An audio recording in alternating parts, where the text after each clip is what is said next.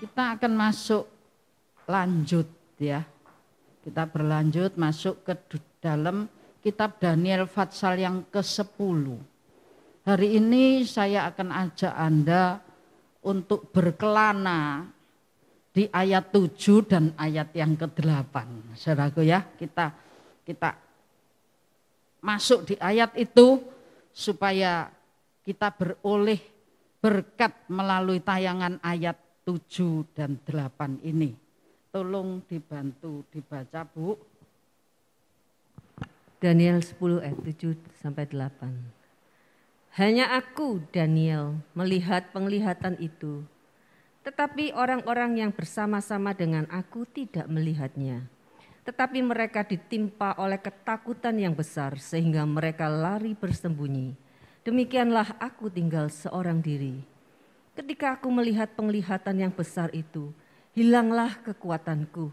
Aku menjadi pucat sama sekali dan tidak ada lagi kekuatan padaku. Amin. Saudaraku, berapa minggu kita sudah berturut-turut baca di Daniel Fatsal 7 ini ya, Fatsal 10 ini. Hari ini tiba di ayat 7 dan ayat 8. Nah, ini satu cerita. Ya, minggu lalu saya sudah ceritakan tentang penglihatannya Daniel. Ya, posisinya. Masih ingat? Peperangan roh itu sungguh real. Fakta sejarah. Ketika penguasa wilayah Yunani, penguasa wilayah di daerah Persia ini turun dan menghadang jawaban doa yang dikirim dari surga untuk pergumulan Daniel. Masih ingat tanggal berapa? Tahun berapa? Masih ingat? Tahun 538 sebelum Masehi. Bulan yang pertama, tanggal yang ke-24. Hari itu, hari Daniel berpuasa genap 21 hari. Artinya dari tanggal 3 Daniel itu berpuasa, sampai tanggal 24, itu jawaban itu 21 hari lamanya. Malaikat mengatakan, sejak kamu puasa pertama, sejak kamu merendahkan diri hari pertama, Allah sudah mengutus aku untuk memberikan jawaban kepadamu. Tapi penghulu Persia menghadang aku. Jadi saudaraku, sejak tanggal 3 sampai tanggal 24, itu terjadi peperangan alam roh di udara. Anda enggak ketok, saya enggak ketok. Tapi itu real. Jangan nganggep remeh. Ya, itu real. Selama 21 hari sampai tanggal 24. Kemudian dikatakan lagi di Daniel Fatsal 10 itu, bukan berarti tanggal 24 itu selesai penghulu Persianya tidak lagi merangi. Penghulu Persia itu ditahan oleh Mikael, penggede surga. Tapi saudara, tanggal 24 itu dia akan kembali masuk dalam peperangan. Dan bukan cuma Persia, penghulu Persia, tapi termasuk penghulu Yunani, penguasa wilayah Yunani, itu juga akan nimbrung dalam peperangan itu. Nah, kalau tidak dijelaskan lanjutnya, selesainya kapan? Artinya mungkin saja hari ini juga belum selesai. Peperangan itu akan terjadi. Dan itu sebuah fakta.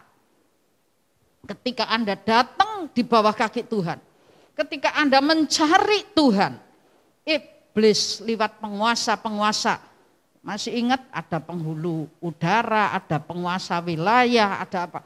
Itu pasti berjuang untuk menahan supaya Anda seolah-olah merasa bahwa Tuhan itu tidak ada jawaban. Jadi jangan pernah undur dari peperangan. Jangan pernah berhenti dalam peperangan ketika di tengah peperangan terus Anda mandek grek gitu. Jangan pernah. Setuju? Terus orang perang loh, lagi seru, terus Anda mandek grek. Atau Anda mulai undur, kesel aku. Ingat peperangannya Yosua, ketika tangannya Musa naik, menang Amalek. Ketika tangannya Musa turun, ketika naik, orang Israel menang. Ketika turun, orang Amalek menang. Itu akhirnya Tuhan sampai memperpanjang hari. Sejarah membuktikan pernah terjadi matahari itu mundur, saudaraku ya. Luar biasa. Ya hari itu sampai terbenam itu peperangan sampai selesai baru terbenam. Artinya jangan pernah berhenti sebelum Anda memenangkan peperangan, jangan pernah berhenti mengangkat senjatamu. Siaga, maju perang karena Tuhan selalu beserta kita sekalian. Amin. Nah, hari ini saya masuk ke ayat 7 dan ayat yang ke-8 itu sekedar mengingatkan apa yang minggu lalu saya sebutkan gitu ya. Anda bisa dengar di YouTube kemarin baru masuk saudara ya, tapi Anda bisa dengar ulang. Sekarang kita masuk di ayat 7 ayat 8. Di sini dikatakan semua enggak ngelihat. Semua enggak ngelihat. Tapi semua merasa. Setuju dengan bacaan ini artinya semua enggak ngelihat. Timnya Daniel itu tidak semuanya melihat. Tapi semuanya merasakan suasana kengerian, suasana kegentaran, suasana yang tidak bagus. Itu semua merasakan. Tapi sayangnya yang hari ini saya akan angkat itu 2 topik. Topik yang pertama adalah orang-orang yang bersama-sama dengan Daniel.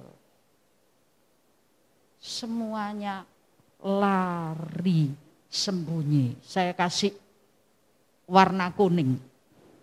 Ya, orang-orang yang bersama-sama dengan aku, walaupun tidak melihat apa-apa, tapi mereka merasakan dan ditimpa ketakutan. Terjemahan yang lain katakan ngeri, gentar, gemeter. Ada terjemahan apa ya, saya lupa Alkitab apa, itu mengatakan mereka itu sampai bergoncang ketakutannya itu.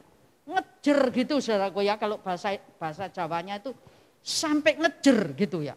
Seperti ada gempa.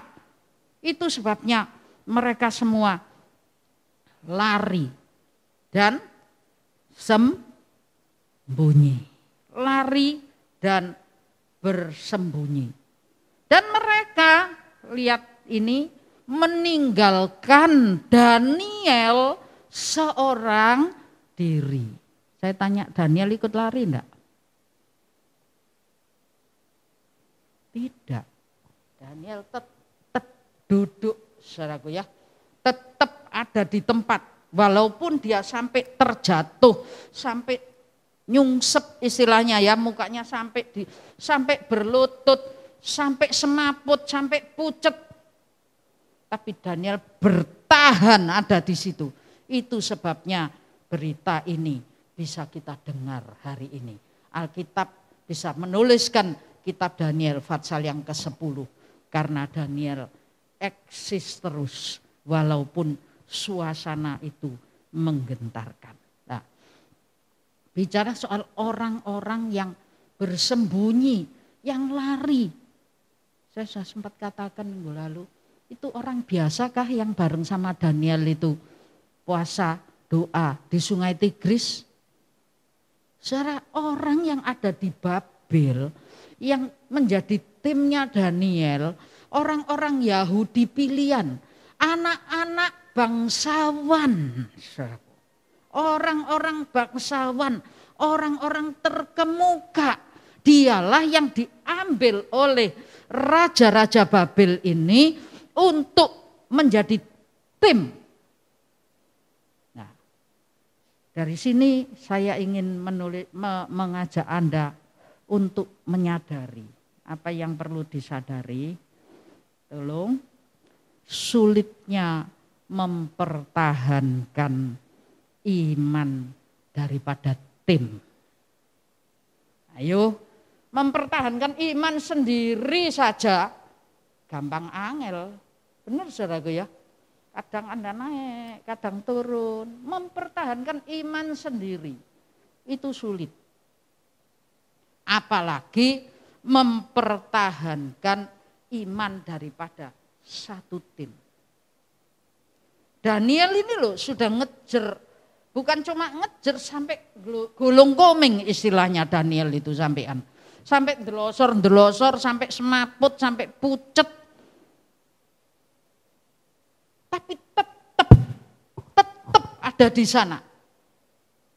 Dan Tuhan tidak membiarkan dia tidak punya kekuatan sama sekali. Tapi Tuhan lewat tangannya, Allah lewat tangan malaikatnya memberikan kekuatan kembali kepada Daniel.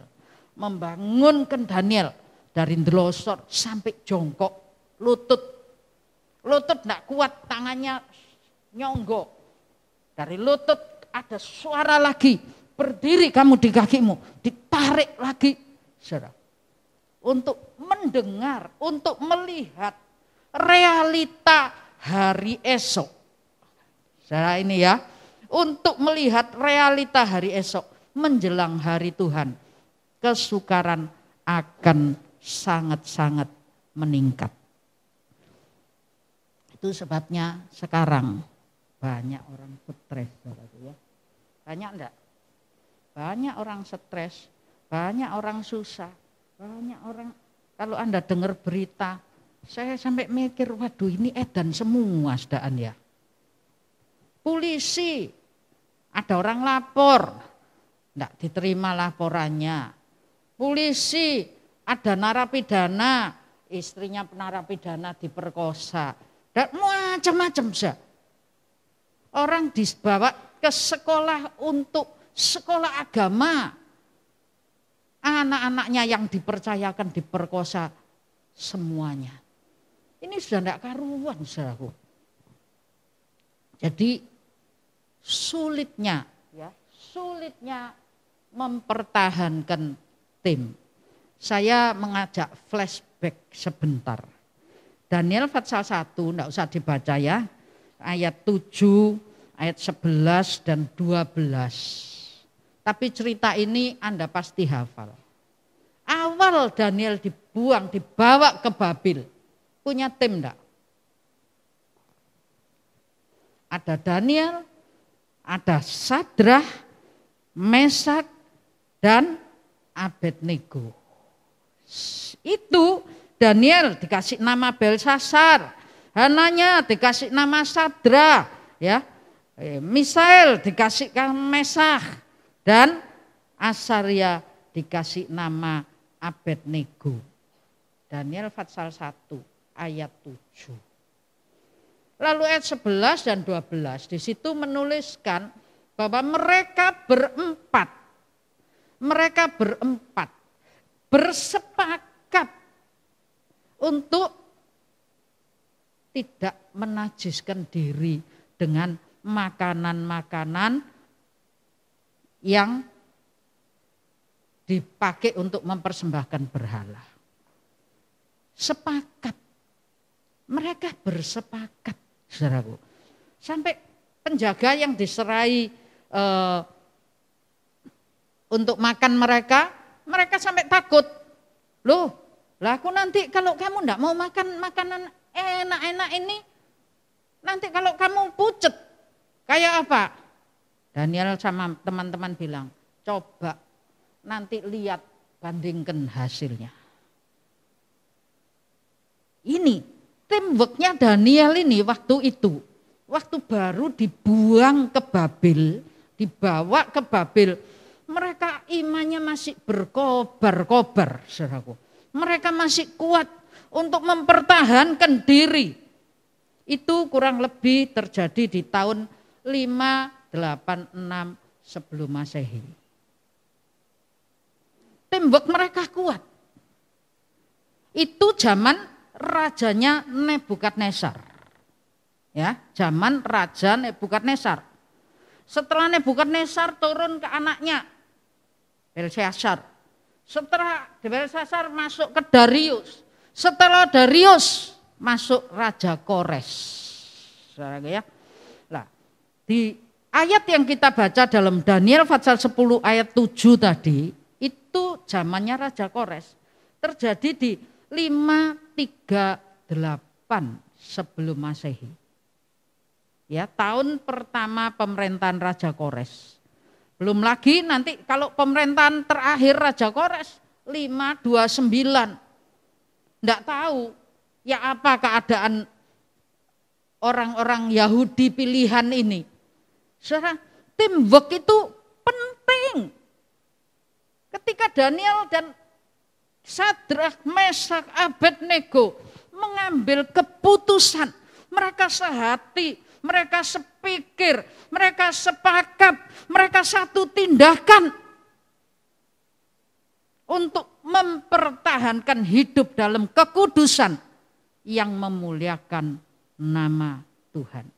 Bukan tidak ada resikonya hari itu, ada resikonya, banyak resikonya. Kalau raja marah, mereka ditebas. Orang buangan kok. Budak orang buangan ini, saudaraku. Jadi saya ingin mengatakan kepada Anda, setelah itu Belshazzar, ya, pasal 5 ayat 1, lalu pasal 6 ganti Darius, dan ini pasal 10, ini Raja Kores. Kalau awal Daniel punya tim yang bagus, susah loh mempertahankan tim ini. Halo ketua kelompok, Anda susah mempertahankan timmu? Betul susah, ini Daniel saudaraku. Jangka waktunya berapa tahun? Dari 586 ke 538 sebelum Masehi ya. Kurang lebih 50 tahun, 48 tahun.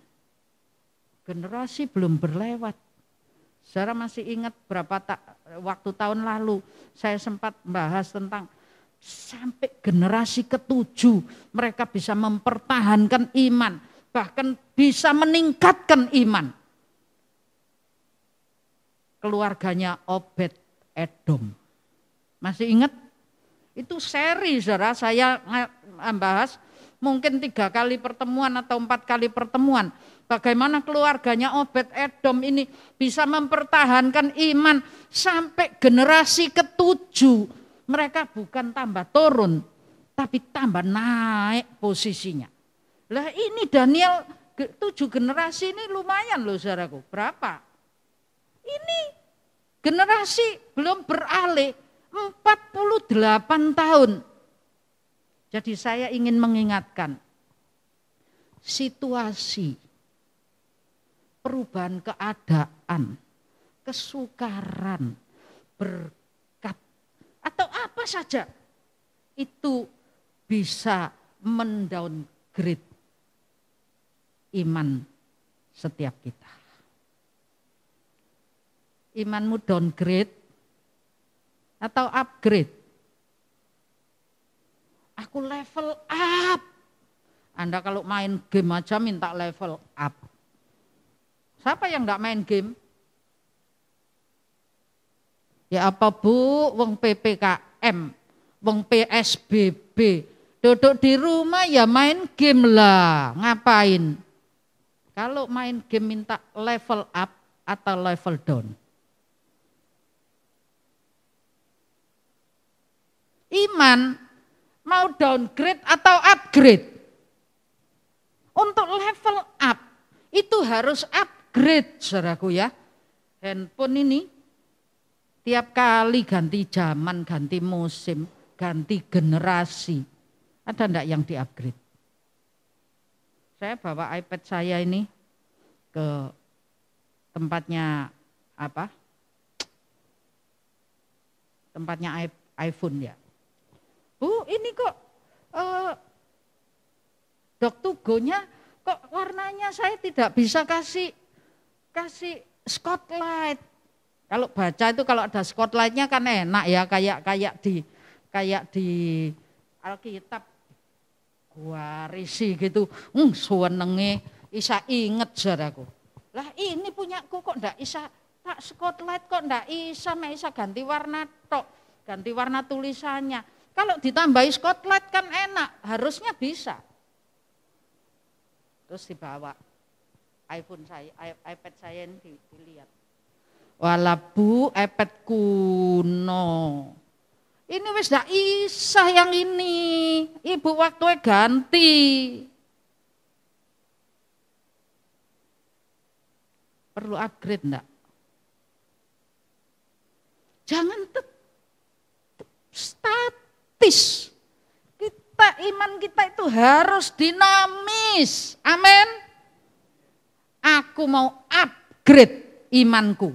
Aku mau upgrade. Amin. Ayo upgrade iman. Ngomong sama sebelahnya. Ayo upgrade iman. Ayo upgrade iman. Ayo upgrade iman. Kalau tidak di-upgrade, kalau Anda ngomong tidak downgrade, saudaraku ya. Dengan sendirinya downgrade. Karena ada yang baru, ada yang baru, ada yang baru, ada yang baru. Kalau Anda tidak kejar itu, makin lama jaraknya makin jauh. Yesus datang, kalau kita punya jarak yang jauh, tidak ikut upgrade gitu saudaraku ya. Yesus datang ngerek kadoan. Tahu kalau di sumur kecemplung ngerek kadoan, gak nututi. Amin. Jangan direpotkan dengan situasi sekitar yang bisa mengacaukan fokus kita. Hati-hati, sulit mempertahankan iman daripada tim. Kenapa kok saya ngomong perlu tim? Nanti kita akan lihat saudaraku ya. Tapi sebelum itu saya akan ajak Anda untuk lihat. Kenapa sih sisi sulitnya orang-orang yang lari ini, saya tanya ya. Orang-orang yang lari tadi sengetan loh saudaraku ya. Anda tumun kapan Anda sengetan? Kapan? Saya tanya, kapan Anda sengetan? Ya waktu kecil toh. Kita kalau main-main, waktu jadi ini main apa itu namanya ya sekarang? Anak sekarang sudah yang sengetan gambarnya. Upgrade, saudaraku, enggak perlu sengetan sendiri. Gambarnya yang sengetan, ditembak, dikejar gitu ya. Tapi zaman kita dulu, kita main-main, kita sengetan, ayo cari aku gitu. Sekarang yang main gitu cuma balita yang kira-kira 3 tahun. Lah, gitu saudaraku ya. Artinya sebetulnya kehidupan kekristenannya orang-orang yang sembunyi ini tidak mengalami upgrade, tetap seperti Kristen kanak-kanak. Makan bubur ya bubur terus, makan susu ya susu terus, makanan yang lunak. Harusnya kita ini ditinjau secara tahun. Corona aja 2 tahun lebih, saudaraku ya 2,5 tahun. Kenapa kita enggak mau makanan yang keras? Firman ini sodok mikir ya, betul ya, lek takjak. Ini zamannya ini. Tuh, tante ki. Firman iku sing enak dirungokno mbek guyu-guyu seneng. Senin sampai Sabtu itu sudah kesel mikir, cari duit, kerja. Minggu itu waktunya denger yang seger-seger, yang guyu-guyu. Lek buat Tuhan tidak mau mikir. Kalau buat cari duit, kalau buat apa aja mau mikir. Kenapa sih? Justru kita ini tidak boleh tidak untuk terus meningkat di dalam Tuhan. Amin. Setuju? Tak rungokno 3-4 orang yang jawab. Jadi artinya enak lek ono semongkoi pucet lho. Waduh guyu kabeh.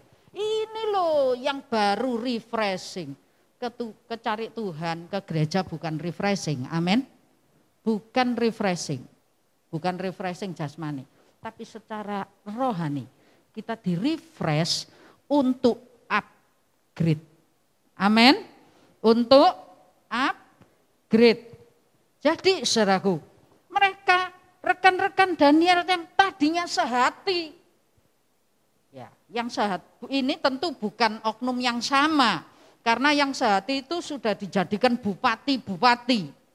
Mereka bisa kerja sama. Buktinya Daniel masuk gua singa, Sadrak Mesak Abednego masuk perapian yang menyala-nyala. Dan mereka semua berhasil mempertahankan imannya. Amin. Hari ini singa mengaum di sekitar kita. Kita ini ada di gua singa. Benar? Lihat Efesus pasal 6 itu. 5 atau 6. Kita ini ada di tengah-tengah singa yang mengaum-ngaum. Seperti Daniel yang ada di goa singa. Singa lapar lagi. Kalau kita tidak mempertahankan iman kita dengan upgrade dan upgrade terus, ndelosor. Amin. Saya ingin menggugah Anda. Lihat betapa pentingnya kelompok. Kelompok tumbuh bersama. Itu penting, jangan dianggap enggak penting. 5-6 orang, 2-3 orang. Kita bisa share, kita bisa saling menguatkan, kita bisa saling menasehati, bisa mengingatkan. Lek dieling ojo ngamuk. Aku gak gelem nang kelompok itu. Apa isane cuma komplain aja. Penting loh saudara. Anda hidup seorang diri. Daniel ini loh, tokoh yang begini sudah mempertahankan imannya di berapa raja, di 3 generasi kerajaan. Dia tetap jadi orang utama. Tapi pada saat ditinggal timnya, ada ayat terjemahan yang lain yang saya baca itu dalam bahasa Inggris ngomong, ketika aku noleh, aku ngelihat timku ndak ada semua. Maka lemeslah kakiku ini, gitu saudaraku. Loh itu ada terjemahan yang seperti itu. Saya enggak nanti kalau tak keluarkan satu-satu repot. Tapi ada terjemahan. Jadi pada saat dia lihat penglihatan itu, dia lihat temannya lari, semua lari, gemeter semua, ngejer saudaraku. Daniel melihat gitu, dia yang ngejer. Itu sebabnya dia ngomong, ketika tak lihat kiwa tengen kanan kiriku semburat. Bukan cuma semburat, sembunyi lagi. Dan ayat tadi menuliskan meninggalkan Daniel seorang diri. susah mempertahankan iman itu ijenan, saudaraku ya. Itu sebabnya bergandeng tangan seorang dengan yang lain. Tidak usah gede-gede grup itu 3 orang sudah eksis. Yang penting kegiatan saling mengingatkan, menasehati, saling mendorong, sharing. Itu dibangun. Amin. Amin. Sing gak melok grup ngene. Ini promosi. Bukan sah, ini Alkitabiah. Coba ditanya kelompok yang eksis. Manfaatnya ada enggak? Ini Pak Roni ini ketuanya sekarang. Bermanfaat enggak Pak? Sangat bermanfaat. Betul saudaraku ya. Yang lain gelembosi pes kayak ban dicoplok pentile saudaraku. Kemana? Enggak tahu larinya ban itu kalau dilepas pentilnya itu bisa lompat-lompat. Enggak bisa eksis. Suwe-suwe gembos.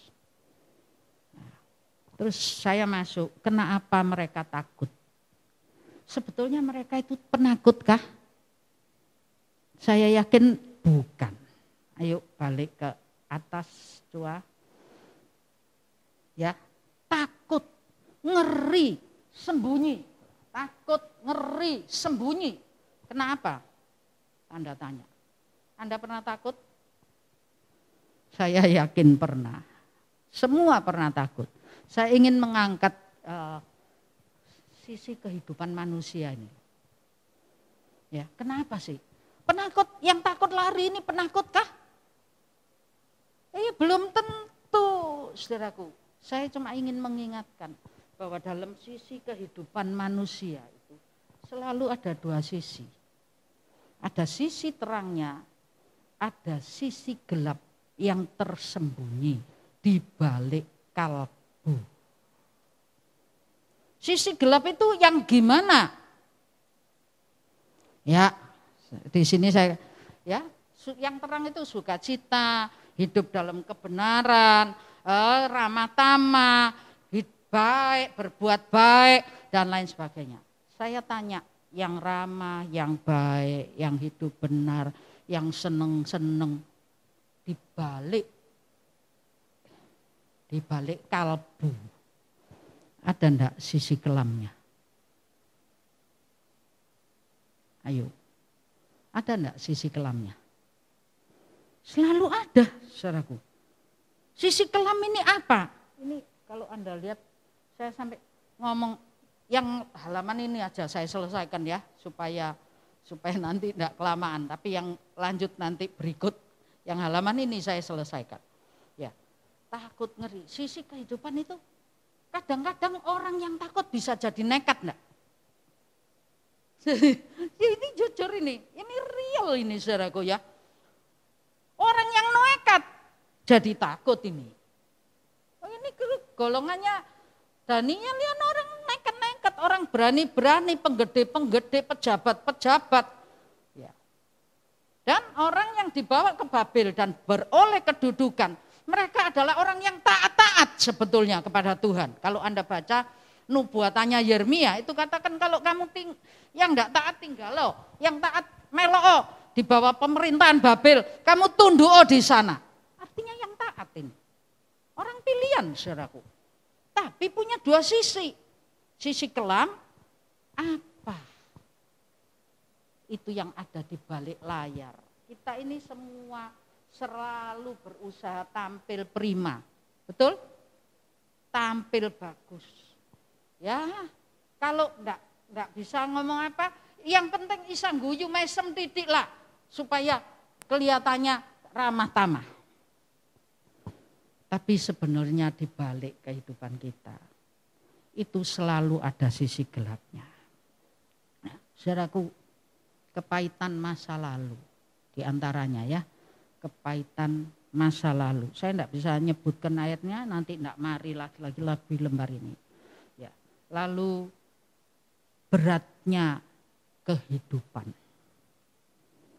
Waduh, cilikku dulu suara lo.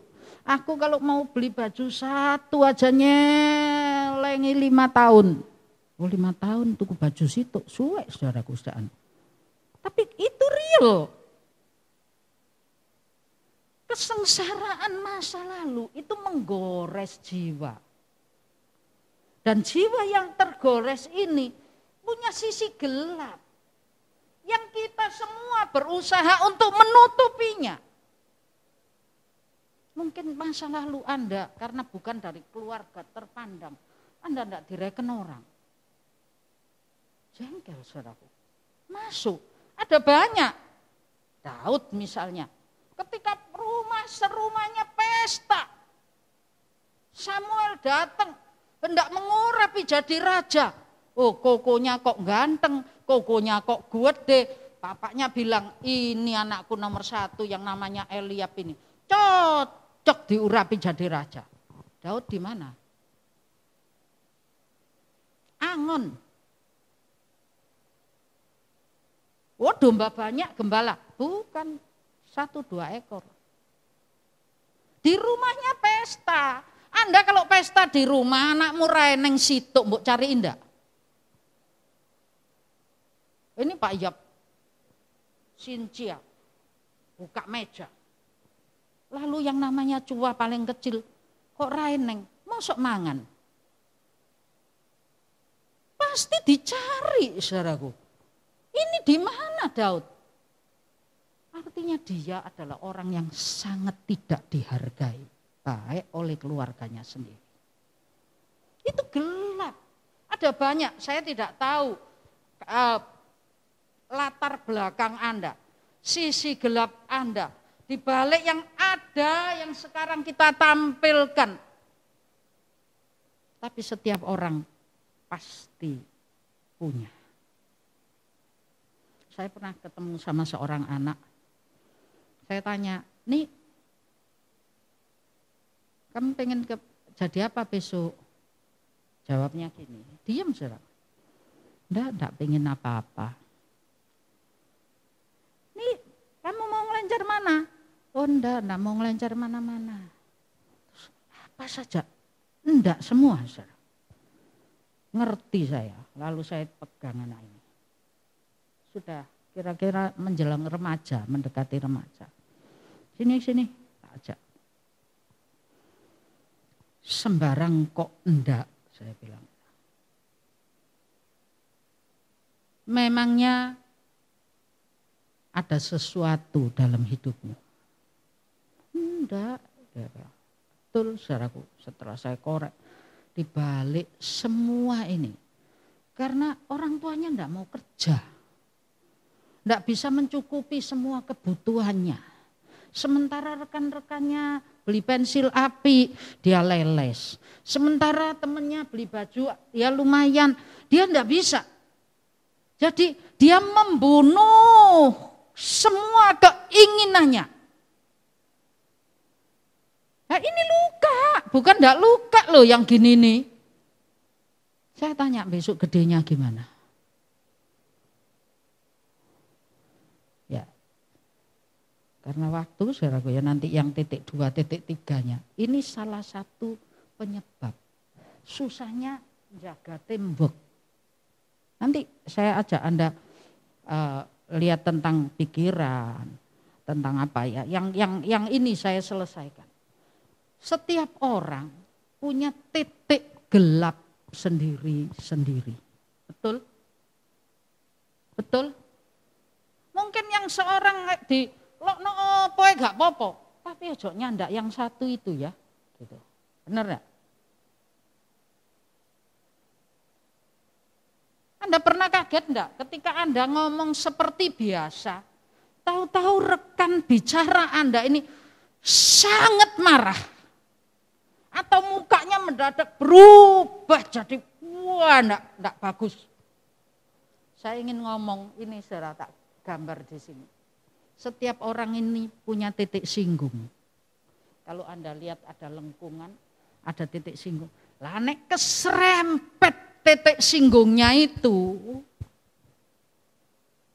langsung meledak. Ada orang langsung meledak, ada orang enggak meledak. Tapi sudah ada titik singgungnya. Ada suami istri yang tiap hari hidupnya rukun. Baik semuanya api-api kabeh. Seperti keluarga ideal. Tapi ada satu hari, suami ini enggak tahu apa saudaraku. Istrinya tuh dilokno kayak kodok kon, gitu. Loh, mungkin aja enggak ngerti apa, bisa jadi guyon, bisa jadi, kan enggak lucu orang yang baik-baik itu ngomong istrinya kayak kodok. Cuma sekali dalam seumur hidup ada kalimat koyok kodok itu. Loh ini fakta, real saudara. Lalu karena kalimat koyok kodok itu saudara, itu masuk di dalam hati. Ternyata itu titik singgung. Kok aku dianggap koyok kodok? Mungkin rodo gemuk gitu atau kayak apa gitu saudara. Tapi kayak kodok itu masuk di hati. Saudara tahu 1 hari, 2 hari, 1 tahun, 2 tahun. Di tahun yang kesekian punya kesempatan istri ini menyembunyikan pisau. Suaminya dibunuh saudara. Ternyata ditanya apa sih sebabnya? Aku lho dilokno koyok kodok. Loh itu berlaku sekian tahun yang lalu. Sisi kelam itu kalau tersinggung, kontrol emosi kita bisa habis. Ini manusia. Anda dalam berkelompok satu dengan yang lain menjadi teamwork. Ya kadang-kadang kan guyon celetuk. Betul ya? Hati-hati saudaraku. Ucapan yang sudah keluar itu seperti paku yang merajam hati. Menyakitkan sekali. Dan ketika Anda sakit, Anda luka. Dan lukamu itu kalau tidak segera diselesaikan, itulah sebabnya jangan berdosa sampai matahari terbenam. Artinya selesaikan secepatnya. Cabut paku, obati luka. Kalau tidak jadi sisi kelam ini, saudara, awas akan terjadi ledakan-ledakan. Meledos.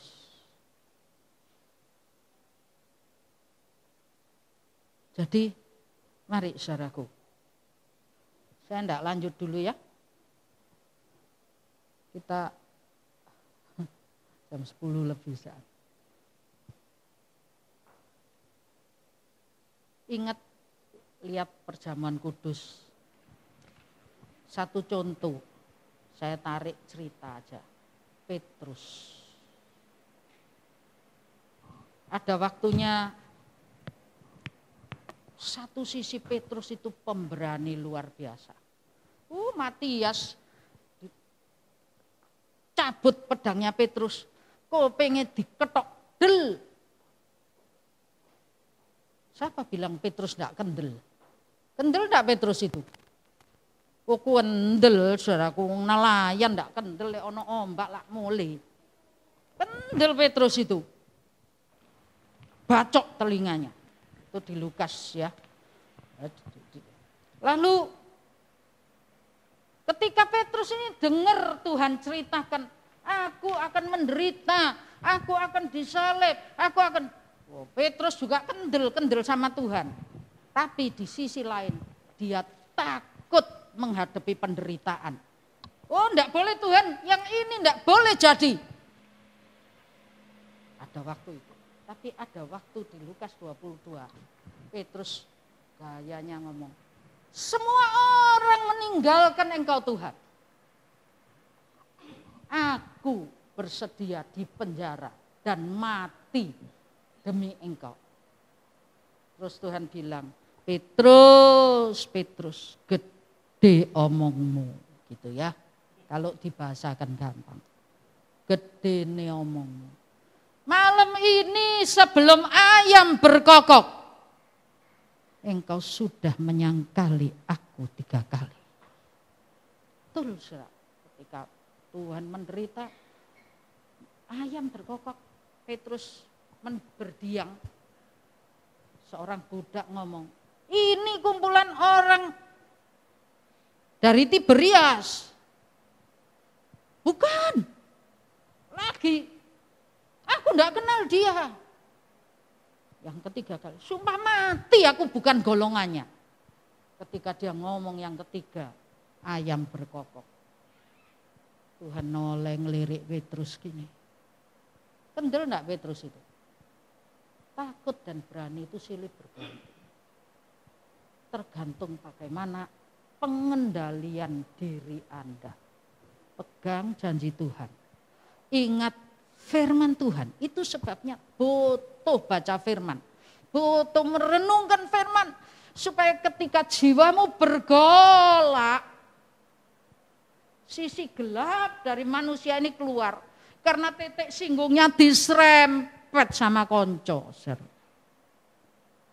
Engkau bisa katakan, Tuhan, kuasai aku untuk hidup bukan menurut daging, tapi hidup menurut roh. Kita bangkit berdiri.